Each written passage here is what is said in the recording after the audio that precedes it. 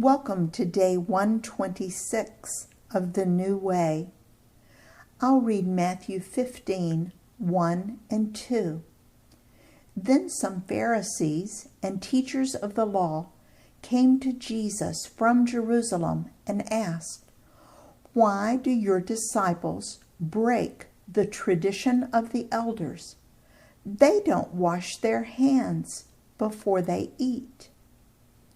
Now notice that the Jewish leaders did not say that the disciples were breaking God's law. They were simply not obeying Jewish tradition. I'll read Mark 7, 1 through 5. The Pharisees and some of the teachers of the law who had come from Jerusalem gathered around Jesus and saw some of his disciples eating food with hands that were defiled, that is, unwashed. The Pharisees and all the Jews do not eat unless they give their hands a ceremonial washing, holding to the tradition of the elders. When they come from the marketplace, they do not eat unless they wash. And they observe many other traditions, such as the washing of cups, pitchers, and kettles.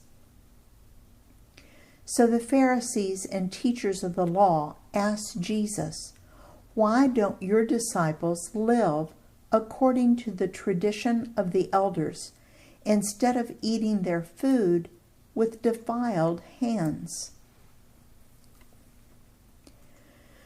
Mark also emphasized that this rule that they were breaking was not God's law. So where did it come from? It came from the Pharisees' book of rules, called the Talmud.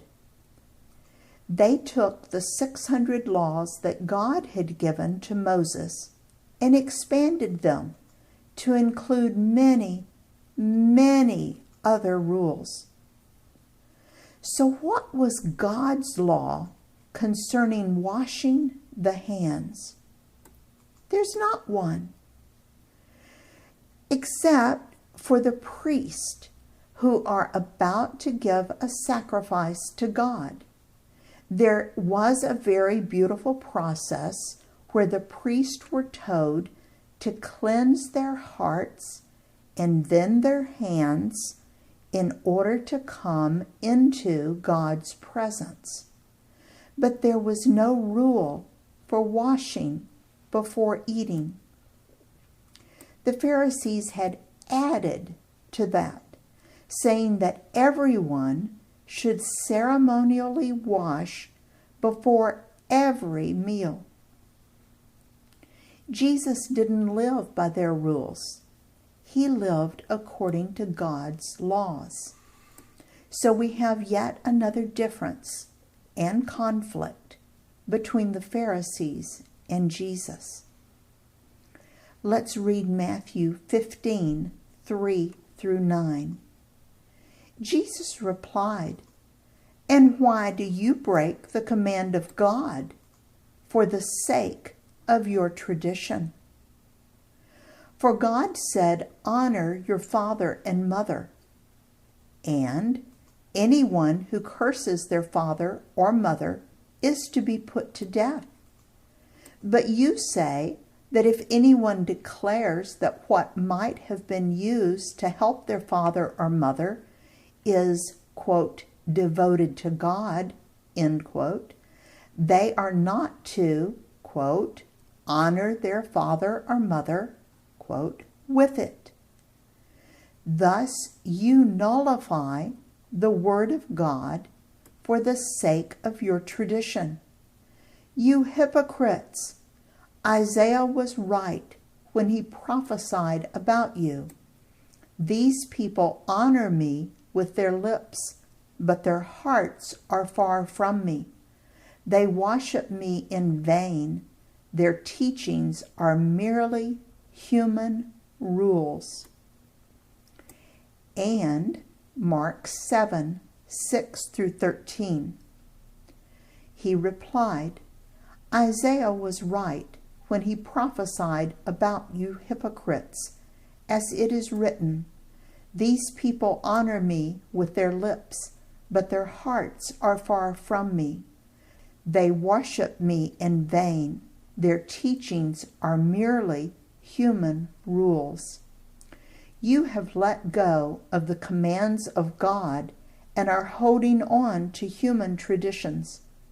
And he continued, you have a fine way of setting aside the commands of God in order to observe your own traditions. For Moses said, honor your father and mother, and anyone who curses their father or mother is to be put to death.